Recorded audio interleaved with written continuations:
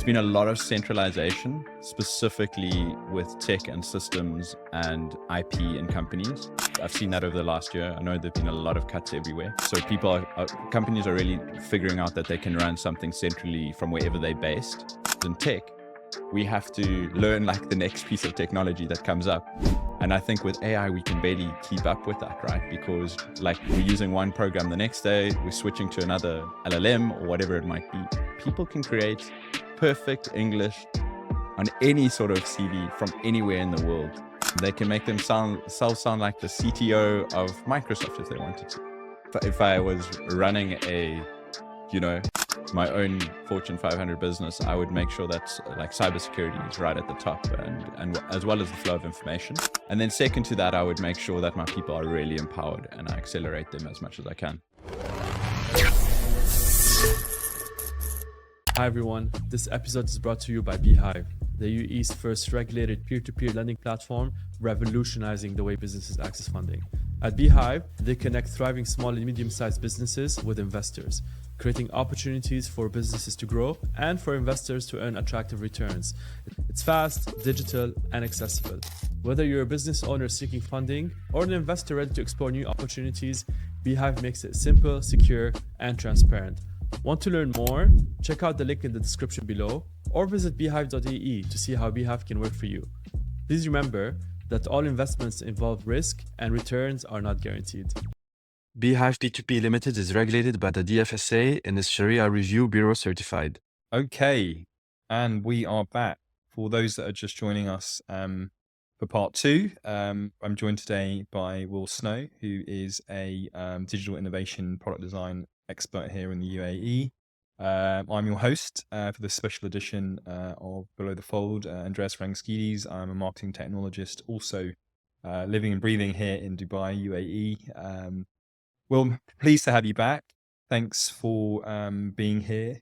For our listeners, we spent a lot of time in part one talking about the arms race of AI, transformative power. We set the stage a bit. We talked a little bit about creativity, and we kind of netted out on that AI has the possibility to be there for good rather than necessarily profit. We did also say that the digital economy was shifting and evolving, which is a positive thing in a sense. It does bring money into people's pockets. Times are harder now globally than they've ever been, and I think it's important that people can access new skills, new innovation, new technologies to build new jobs, build new verticals that haven't existed before. You ended part one talking about the education system, which was really fascinating. And I know that you've got a young boy at school here. And I know you also mentioned that the AI isn't really part of the curriculum yet. Or first question is, do you think it will be properly? And ultimately, what does that mean for the future of universities and the future of education and the future of mankind? What's the point of learning if AI is there? Do you know what I mean? Yeah. I agree with you, Jay. I do think about that, and I wonder if coding will be lost. If you think about it, AI, we both know a lot of programmers. They prompt right now and it codes for them. Coming back to the education piece, look, I'm sure it is probably in the systems. They're probably trying to get it in here or there, whether it's helping teachers make the lectures and things like that. It's probably not as pronounced as it should be, but it will come into that. I think ultimately human beings we're curious beings, and we need to learn. We have this this energy to learn about things. And I think really curiosity about the world around us. That's life, right? That's going through life, is being curious and learning about things as they move. And hopefully the things that you learn obviously you said we're kind of driven by fear, or we have that fear factor as well, to keep us safe. So knowledge is a big component of that. So I do think people will always have to learn, right? I don't think that will completely disappear. When you look at the curriculums and stuff like that, I'm still on the point where, I've got a 5-year-old and the question is, do I put them in front of the TV? Do I put them in front of a tablet? I'm still at the point where he doesn't have his own tablet. He doesn't have his own phone. screen time, I have seen what screen time does to him, and I can tell you it's not good. So choosing the right age to introduce that piece of technology is very important. And then I believe that will be similar for AI. You know, you don't want your child to be over reliant on it right now, especially now that we're like in the transforming phases of things. I think later on that might look completely different. But right now, I want my child to come to me to ask a question, right? And I think most parents would, as opposed to just having all the information out there. I think it's like the necessary control to make a better person, and later on giving them the freedom, like remove the guardrails as they grow. So I'd kind of like to see that approach, both in the parental world and in the schooling world. I think you're quite a sensible person, though, and I think that you're approaching it in the right way, which is great, and I'm taking it on board as the new dad myself. Good, man. I do worry, though. I mean, I was speaking recently with a colleague of mine. I won't mention his name because I haven't got his permission to talk about him on a live show. But he recently posted something that got me thinking. He's a marketing technology. He's been in the business for coming up to 25, 30 years. He's been longer than us. Okay. Yeah. He's a bit older, but he was there. He was there during the age of mobile, the age of the internet, when it became an actual commodity. You know, he was then beyond that, you know, working along the tech curve to where we are today, right? He's got an abundance of experience. And in his post, he mentioned that and I feel this way, and I'm sure you do too, as the eras evolve, you learn new skills. And if you're interested, you pick them up and you benefit from them either in currently do or build a platform for your next career path. He's mentioned that he's been doing that for 25 years. And I think we can kind of understand that. He's now been made redundant and is struggling with his, frankly, impressive CV to find work. Why is that? What, are there less jobs? Or what companies looking for? Do you think that we're actually at a place, at a crossroads, where this evolution is making employers think differently about who they're hiring? Yeah, sure. Well, Dre, you must think I have like a plethora of knowledge and cross industry experience. I do have an opinion on this, though. Whether it's accurate or not stands to me.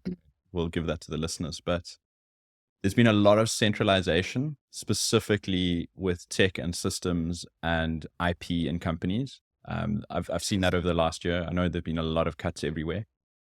So companies are really figuring out that they can run something centrally from wherever they're based. So that means less IT teams on site or less marketeers everywhere, less content creators. And obviously this, it affects a number of fields. So I think that's probably been one of the major shifts globally over the last probably 3 years that I've seen happening. It does mean that there is there's a change, right? Things are changing. Even in corporate structures, I've seen a lot leaner teams, and where I ultimately believe where we'll head, if we say AI is 10 times, makes us 10 times faster, that means you're probably going to end up with some like sort of top heavy structure where you've got like senior managers and probably up or managers really equipped with AI tool sets, doing a lot of the things for them, but them handling the communication with vendors, with whoever they might deal with, any other stakeholders. So I see that sort of trend happening probably in corporates, and we'll see how it transforms. You know, it's still early days for that. And then if we talk about like the kind of the piece for your friend, and it's a really tough position to be in. And I think you and I, like you said, we know that because in tech, we have to learn like the next piece of technology that comes up.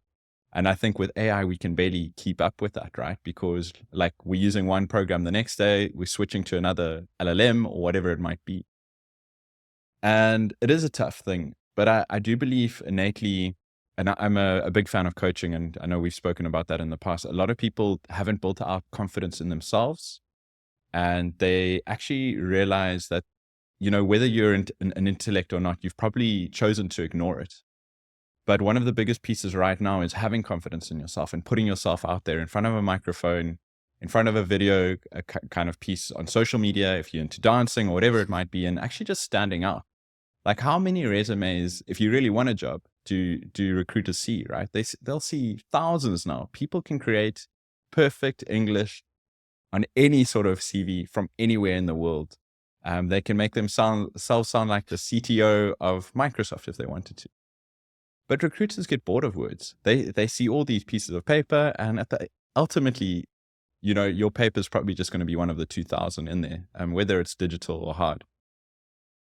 But if you did something like, I don't know, do a video introduction, I know that's a common trend that's coming up, or just getting out there, starting your own podcast, interviewing people, going over to friends, chatting to them, doing a social reel, whatever it might be. The point is, personal brand is becoming such a big component, and it's so important for career people to start building their own personal brand. And it's not too late, right? Like, I think that side of the world is just starting to explode. So that would be probably one of my biggest pieces of advice is, if you still want to get a job and be in the career piece, put your personal brand out there and build it. Otherwise, I'd say take a braver route. If you've done 25 years in an industry, get up, believe in yourself. The one thing I can promise you, and I think so many people don't know this, they have so much more power than they think they do. And once you accept that and you realize and you look around the room who you've actually got influence over, what you actually know, you start utilizing that power, and it really comes into effect. And that's something you need to activate for yourself. Really, really, really inspiring words, to be honest with you. And something that I think we often miss a trick on, right, in the corporate world. Do you think corporates are doing enough to empower people to think this way? Or do you think that they don't know what the future holds because it's all so unknown still? Like, what do you think? I think a bit of both. Like, I know people are very scared of losing corporate information, sensitive stuff that, could affect shareholding. Like it's a big risk, and I understand it. So I think, first of all, if I was running my own Fortune 500 business, I would make sure that like cybersecurity is right at the top, and as well as the flow of information. And then second to that, I would make sure that my people are really empowered and I accelerate them as much as I can. I don't think corporates are doing as much as they could. I think we all know big ships tend to turn slowly, but they're getting there, right? I think a lot of the training's probably happening this year, like in a lot of businesses. I think we're probably a year behind the curve.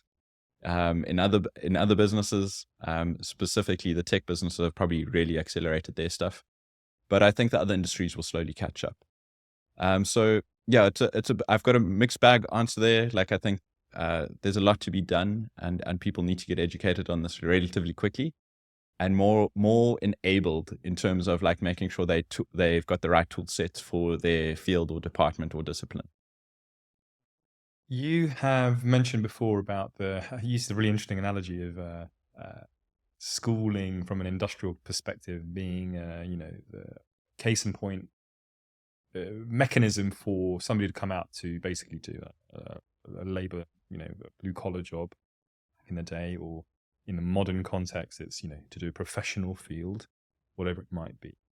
Do you see a shift then in people becoming more concerned or involved in the physical manufacturing of stuff, getting hands-on with things rather than... And I think it's a bit of a complex conversation that we're having, because AI benefits and enables, AI destroys and causes complexity. Humanity stands in the middle going, wow, what do we do? Then you've got people like Elon who are a bit confused, who are saying things like, he recently posted on X, I'm looking for the best coders. I just want to see your work. I don't care what school you went to. So it does still, there's still an emphasis on hands-on coding, speaking, for talking, sure. being a business consultant, working the fields, like you've said, Sure. benefiting from that, that education, knowing how to use the technology in this space. So I guess my point is, you just you've proudly given birth to your new baby daughter. Where do you see her in 40 years? What world is she entering when she gets to our age? And what's she going to do? What's she going to be? Is she going to be an astronaut? Is she going to be a doctor? Is she going to be a scientist? Is she going to be a farmer? I'm curious.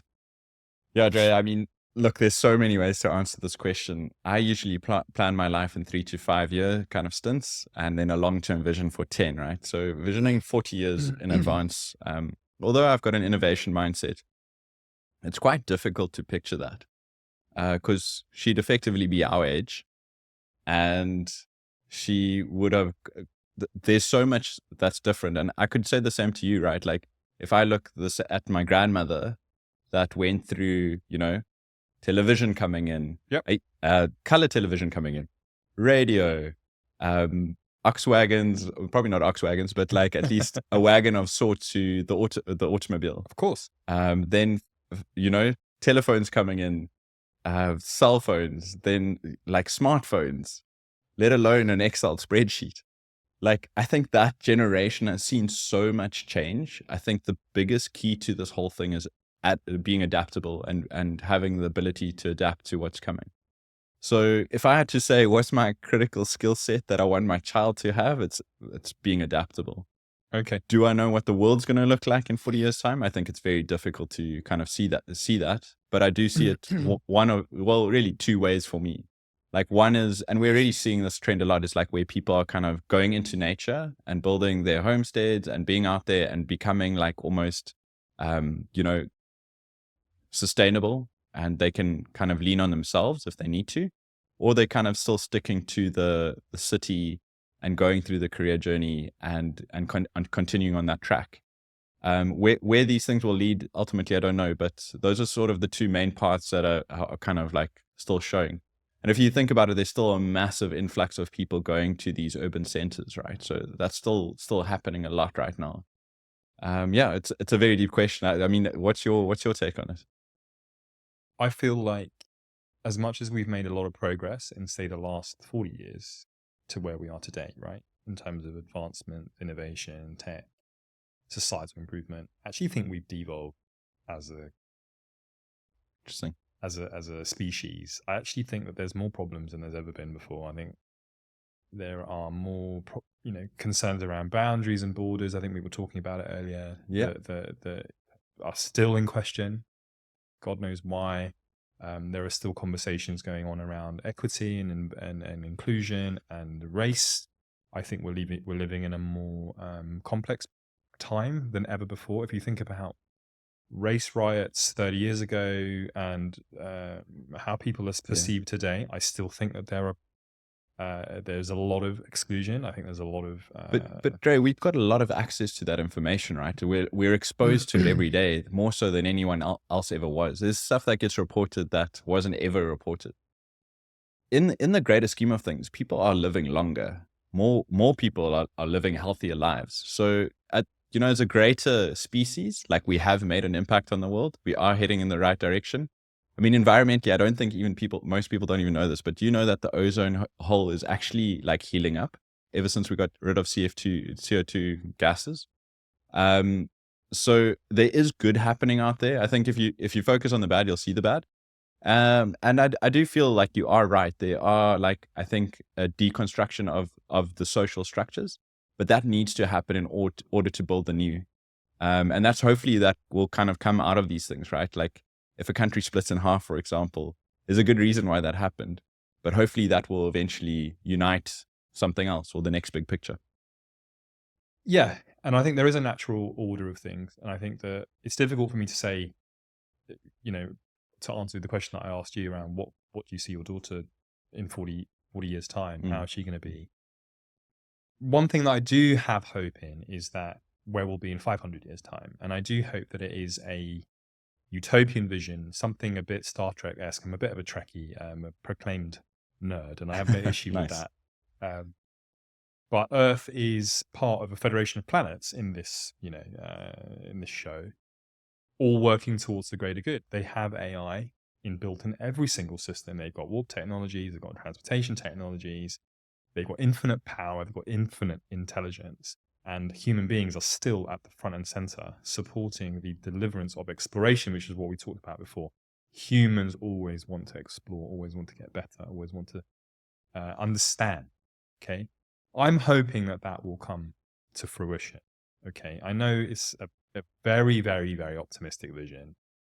I want to ask you then, in 500 years' time, do you see a utopia or do you see a dystopian vision, a Terminator-esque Yeah. destruction of humanity because we have let it all run loose? Yeah.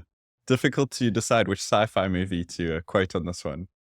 But look, I think it's already happening. Like, we are exploring. The funny part is we're probably exploring further out into space than we have explored our own deepest ocean trenches, right? Like, so I think there's still a lot to get down here. In 500 years' time, I think 500 might be a little bit too soon. I think it will probably be closer to 1,000 years.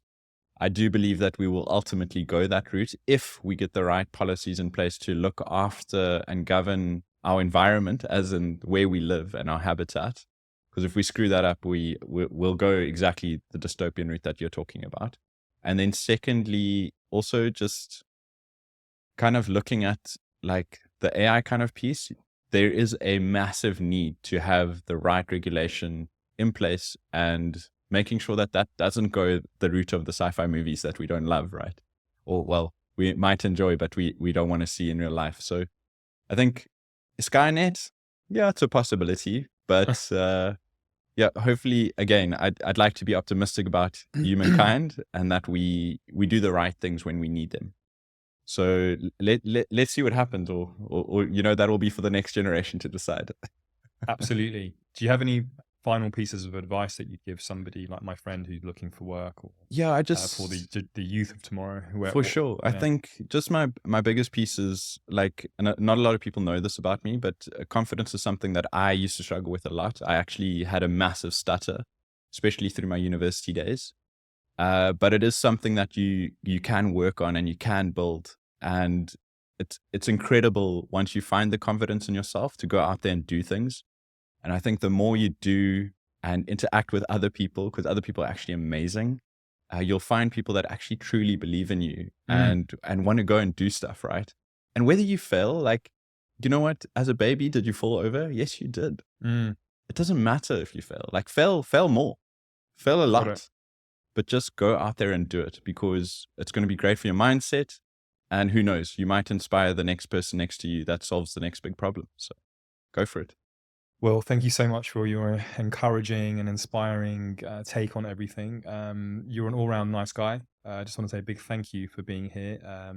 Look forward to talking again and more about the subjects that we've discussed today. This is Below the Fold. Thank you for our listeners for taking part. Subscribe, as I've said. It's really important to help grow the show and help grow the types of talent that we bring on.